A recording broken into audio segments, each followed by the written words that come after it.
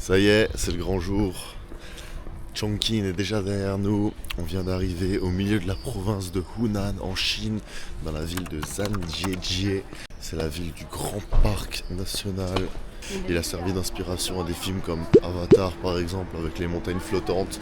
Donc c'est là qu'on va se rendre aujourd'hui et qu'on va passer les 3 prochains jours. Maintenant il est 7h du mat, le parc vient d'ouvrir, donc je me dirige vers la zone des navettes.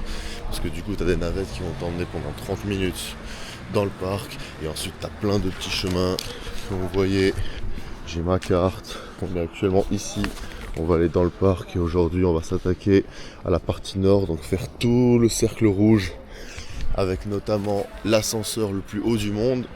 Et après on va voir donc les champs de montagnes rocheuses, les montagnes d'Avatar et après plein encore d'autres petits spots qu'on connaît pas forcément. On arrive à la porte d'entrée est parce qu'il faut savoir que le parc compte 5 portes d'entrée. Tu as la est, centre, nord, sud, ouest.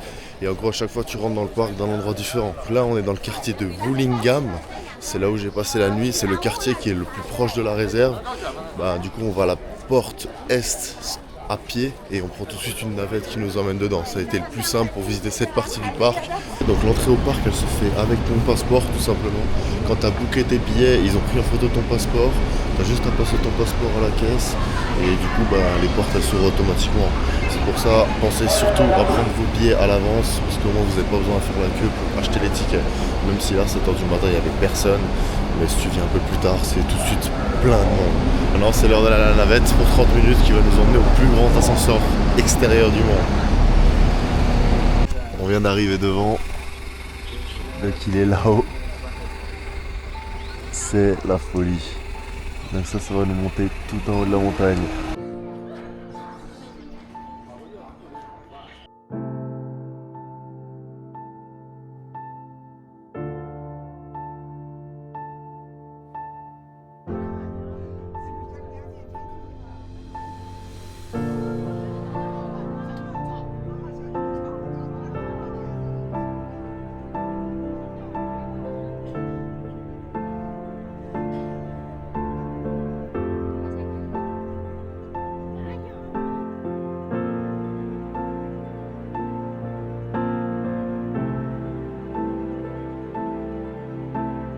On arrive à la première étape, donc déjà les premiers sommets, les premiers paysages.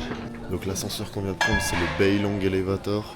Il s'agit du coup du plus grand ascenseur en extérieur au monde qui va à plus de... En fait on est allé à 320 mètres et quelques de haut, ce qui est plutôt pas mal. On est arrivé tout en haut avec la navette sur le premier spot. Donc là c'est la terrasse avec voilà la vue. C'est déjà magnifique alors qu'on est qu'au début. On va aller un peu plus sur la terrasse.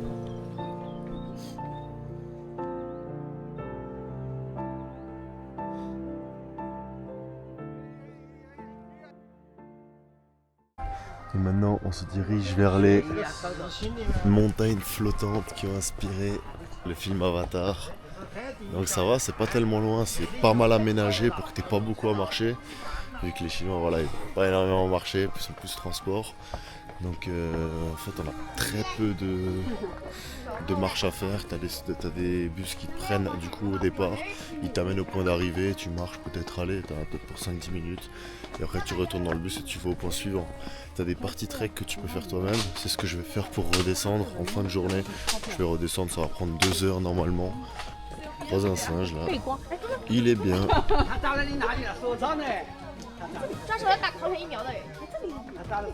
T'as des spots comme ça un peu partout. Tu t'arrêtes, t'as des points de vue qui sont tous aussi incroyables que les autres. Alors là on est devant le fameux spot qui est inspiré donc Avatar et les montagnes flottantes. Mais aujourd'hui t'as vraiment zéro brume, donc en fait ça rend pas idéalement, mais bon ça reste magnifique. Mais en général avec la brume t'as vraiment l'impression que la montagne flotte.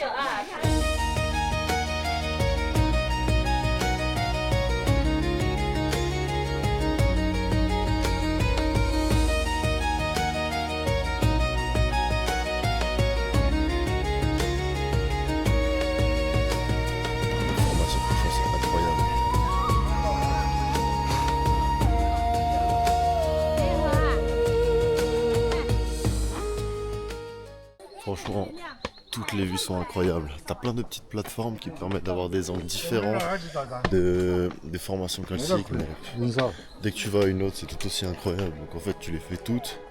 Et à chaque fois, tu restes 5 minutes devant parce que t'admires le paysage, quoi. C'est des trucs que t'as jamais vu avant. Et là, franchement, c'est plein milieu de la Chine. On se retrouve perdu ici, franchement, c'est fou.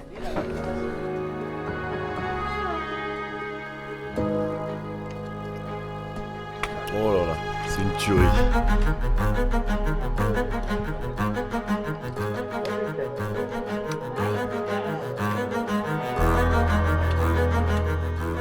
Donc là on arrive au niveau du fameux pont sous le paradis. Parce que du coup on va traverser d'une montagne calcique à une autre à l'aide de ce pont naturel. Et on va se retrouver en plein milieu d'un pylône calcique.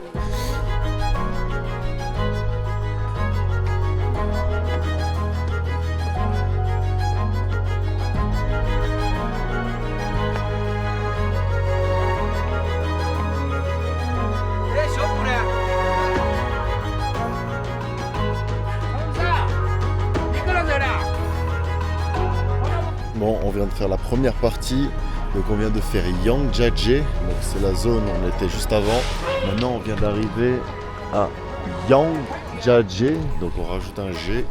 Et là pareil c'est une autre partie, donc on va voir différents spots, différents endroits et normalement encore d'autres paysages qu'on n'avait pas vus avant. Donc là on arrive au niveau du grand mur naturel. Donc ça fait une forme de muraille.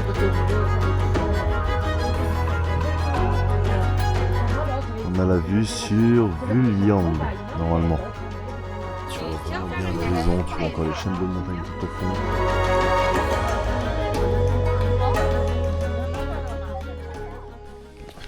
Bon, on est parti pour le premier petit trek de la journée. Donc 6 km à pied, on va descendre un peu dans les formations calciques, se balader entre, normalement il y a des petits spots assez sympas. Marcher jusqu'au téléphérique et ensuite on va remonter tout ce qu'on a descendu du coup en téléphérique et continuer vers un nouveau spot, les Tianzi Mountains qui sont aussi un des endroits les plus connus de Zhangzhiji. La pluie commence à tomber, donc c'est un peu chier mais bon ça va, c'est pas de la grosse pluie, faut juste pas accueillir de la brume et qu'on voie plus rien. Un tout petit peu de brume ça serait parfait mais pas trop. Allez, parti pour la rando. Carrément des échelles pour monter.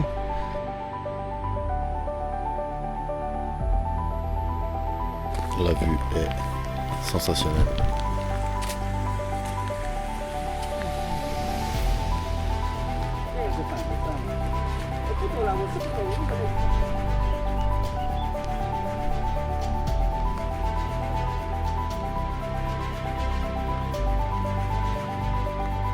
On sent même pas la pluie.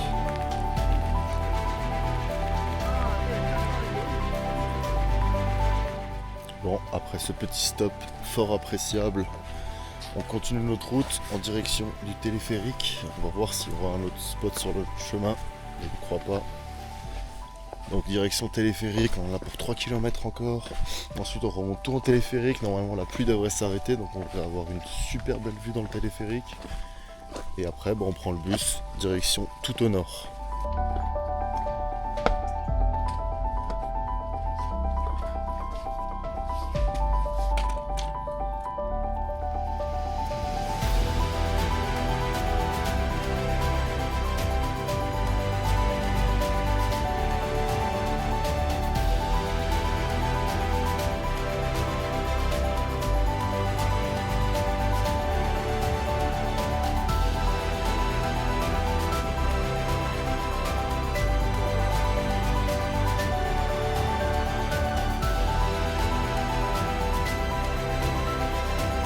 En fait, t'as très peu de gens qui font les sentiers à pied.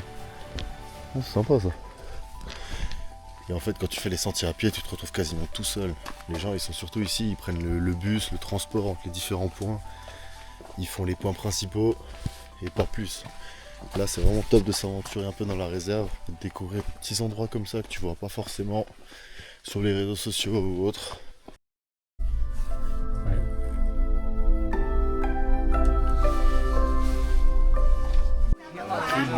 On est arrivé du coup dans la zone des Tianzi Montagnes. Et là on va traverser tout ça. On va arriver au chemin, donc la petite zone touristique un petit peu.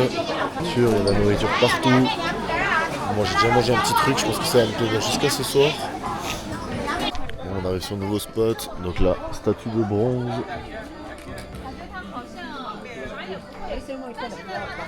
Et juste derrière, normalement, on a de nouveau un spot sur les montagnes. Et donc cette fois, les Tianzi Mountains. Ah, bah il y a des singes qui sont en train de manger.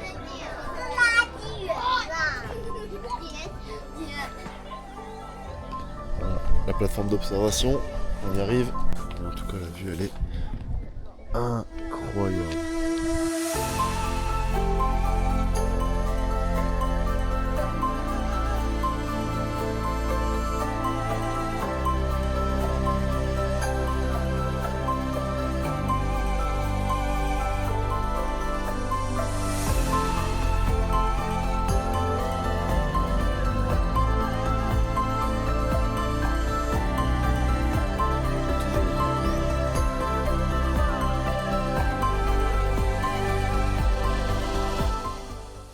Continue notre route.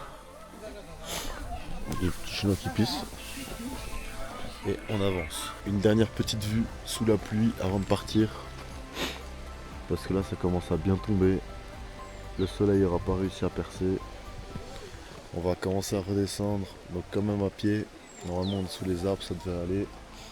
Et peut-être que ça va changer assez rapidement parce qu'on reste quand même en montagne. Donc le temps il peut changer assez vite.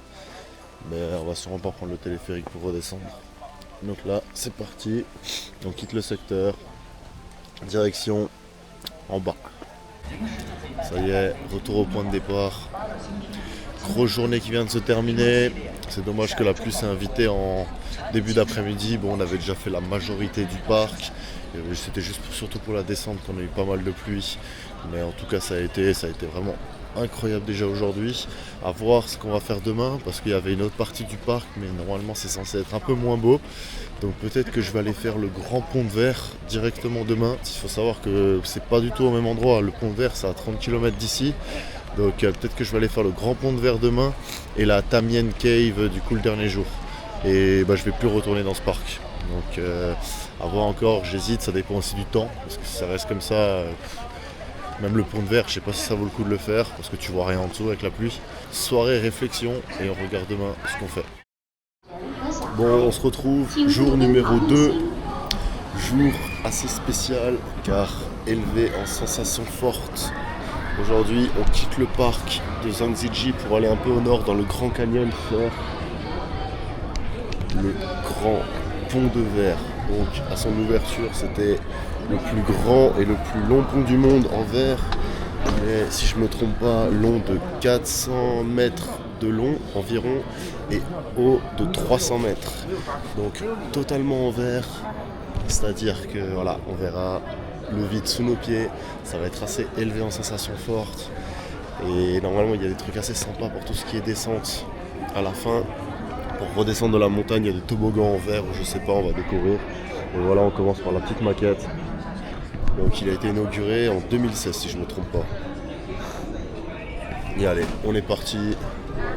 On va aller voir ce que ça donne. Voilà, déjà les petites images de présentation. Et le pont il est juste là devant, on peut le voir. Avec les immenses infrastructures. Avec nos petits chaussons.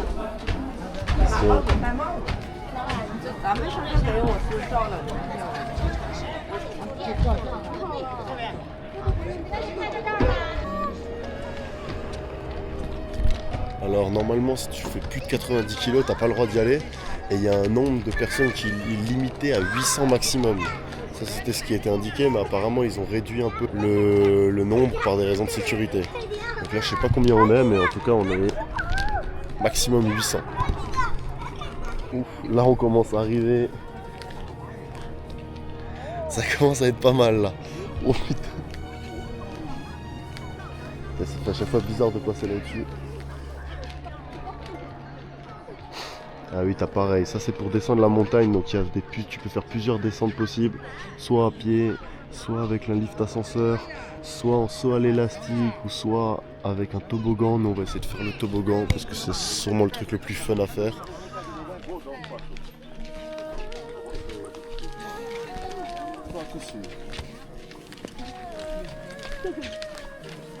On va aller au milieu du pont, là où on sera normalement le plus haut possible, donc à peu près à 350 mètres environ. Là t'es quand même pas serein des fois quand t'es dessus. En plus là il y a beaucoup de monde, donc beaucoup de pression. Ah mais ici c'est là où tu peux faire du saut à l'élastique. Bon on va pas le faire. Mais ouais, ici t'as des spots de saut à l'élastique.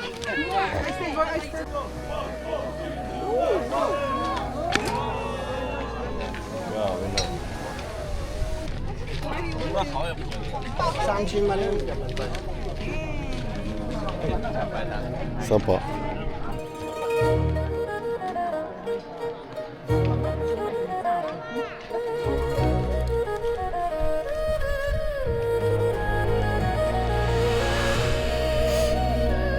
Tout va bien, on est serein, on a confiance en l'ingénierie chinoise.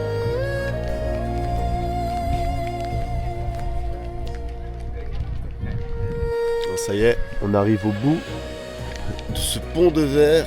On va voir maintenant par quels moyens assez fous ils vont nous faire redescendre.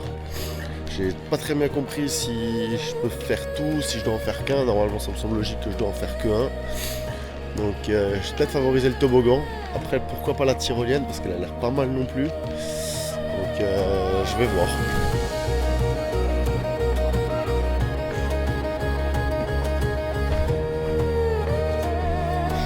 Avec toujours la vue incroyable. Ah mais je me demande si c'est pas ça en fait le toboggan. Donc là en fait on a tyrolienne et toboggan. Oh ouais en fait c'est incroyable.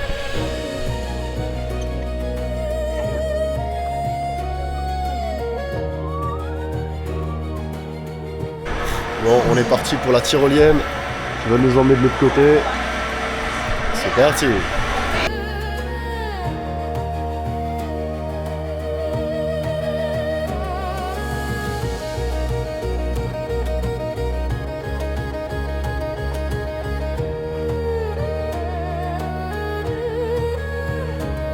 Tyrolienne assez rapide, j'ai pu prendre une petite vidéo donc ça va, c'était sympa. Maintenant on se dirige vers le dernier step je crois et normalement c'est le toboggan qui va nous amener du coup tout en bas avant de rentrer en bateau jusqu'au parking. Donc franchement plutôt pas mal. Je pense qu'en en 2-3 heures on aura fait tout le tour en n'ayant pas forcément speedé sur le chemin.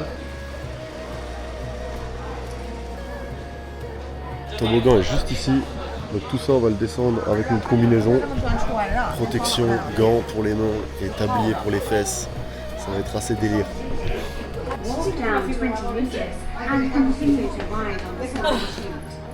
Bon on vient d'arriver en bas. Maintenant on va prendre le bateau pour rentrer. Le toboggan ça va, c'était marrant, sauf que j'ai eu des personnes qui avançaient pas devant moi, du coup j'étais bloqué. J'ai eu le tablier qu'ils m'ont donné qui me serrait de ouf au niveau des genoux. Et si vous le faites, faites-le en pantalon direct parce que moi ça m'a détruit les genoux. J'ai encore les marques là. Parce que le truc ça te comprime et du coup ça te serre. Là bon tout va bien, c'était sympa. La petite vue d'en dessous. Avec quelqu'un qui a fait l'expérience corde à sauter. Il y avait trop de monde et c'était pas inclus dans le truc, sinon je l'aurais peut-être fait. Dernière étape, la croisière qui va nous ramener au départ. Je viens de faire le tour en bateau, c'était le tour en bateau le plus rapide de ma vie, je pense qu'il a duré 2 minutes. On est parti de là-bas au bout pour arriver ici. Je croyais que c'était la sortie mais en fait pas du tout. Franchement un peu déçu du tour en bateau quoi, parce qu'on a vraiment fait 200 mètres. Et là on a Dark Cave, ok, en fait tu fais reste à pied. Et ouais c'est... l'exit normalement elle est par là.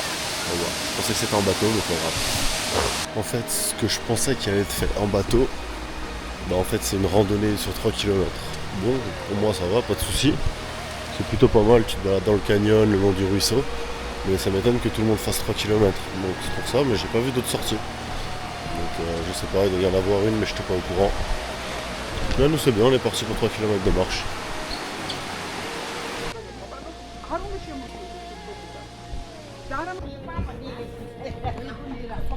On aura finalement eu notre tour en bateau après les 3 km de marche. Donc voilà, là normalement on arrive à la sortie du parc. Donc ce fut une matinée fort sympathique.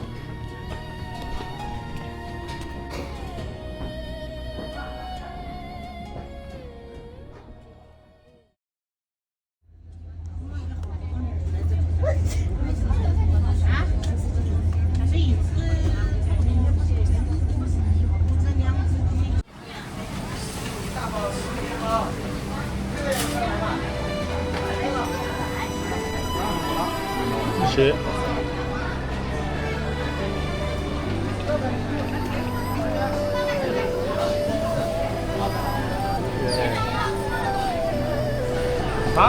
Fabrique de nougat.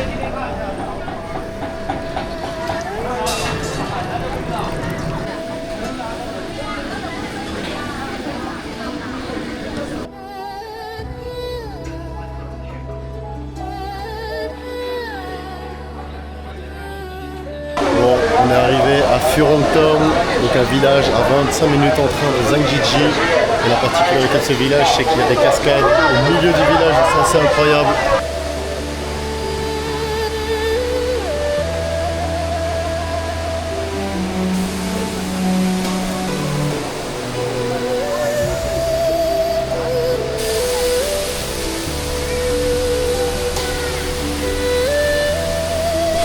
Sous la cascade actuellement.